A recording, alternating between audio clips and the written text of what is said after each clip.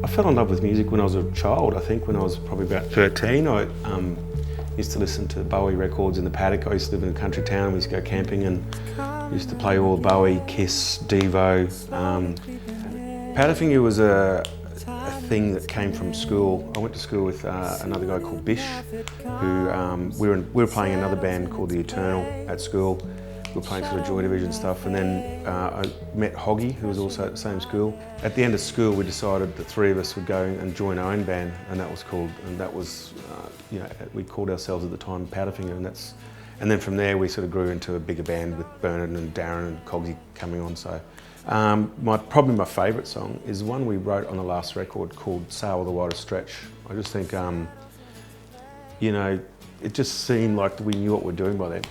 I think leading up to that was sort of learning and so forth, but just something about Sail the Widest Stretch, it really I just like the way it was written, and I like how it builds.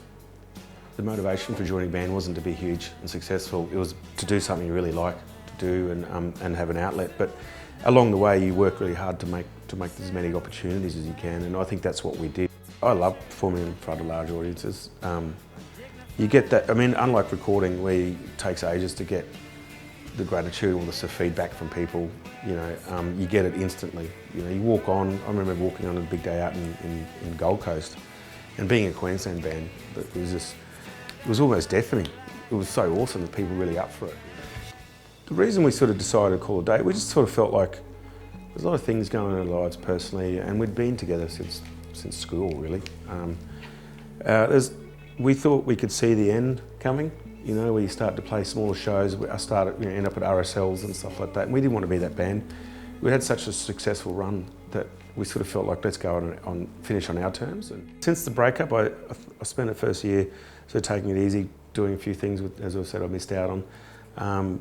And then I looked in a few businesses. I looked at buying a racing car category with some friends, put an offer in, and we pulled out of that. And then I looked at a printing business, which I don't know anything about. And then I sort of got to the point where I thought, what do I know about? What am I passionate about? I probably needed a couple of years out of the industry to sort of realise what I really want to do. And then I came up with the idea to build a venue down in, so I built the Triffid in Newstead, and that opened in 2014, I believe. And since then, I've obviously gone on to build this place, which opened 6 weeks ago, the Fortitude Music Hall. So I've sort of taken what I knew out of touring and being in a band, and try to implement those ideas in what I saw and what I experienced, and try to build it into venues.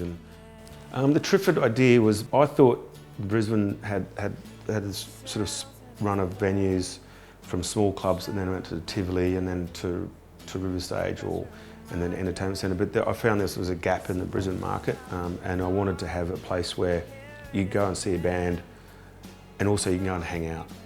So that, and have a good night. I don't like sort of lining up to a gig, seeing the band and then being kicked out. I liked a bit of a debrief. And Triffid, it's been good. Triffid's been really good to me, I think. It was a lot of work, to get it right. It was, and a lot of learning for me too. I've never done it before. But Triffid's probably changed my life now. It sort of allows me to do the Fortitude Music Hall, and I suppose a secondary career, another career after Powderfinger was one, and then I've moved into this sort of career of building and operating music venues. So we'll see how we go. But yeah, it has definitely changed my life, and I love my job. I love working in it, and I love being. It's a good way for me to keep in touch with music and still be creative. I think the best way for people to find out stuff is just go on the websites and have a look at the Triffid website, and same with Fortitude. Just go on the Fortitude website and have a look, and there's a mailing list if you want to be kept informed what's coming and stuff like that. It's a really easy thing to do. Don't know what's next. There's a few ideas in the way at the moment. At the moment, it's really, my focus is getting, this is open, still not right operationally with the team. We're still working on refining how we do things here. It's just that takes 6 months to a year. So I'm pretty much embedded here for the next 6 months to a year, coming to shows. I keep an eye on what's going on while the people are so ingrained in what they do. So we can make processes in the venue that create a really good space back to the hospitality side of things. And so that's, at the moment, that's what I'm doing. But no, watch this space, Lockie. Hopefully we'll have some other things happening in the future.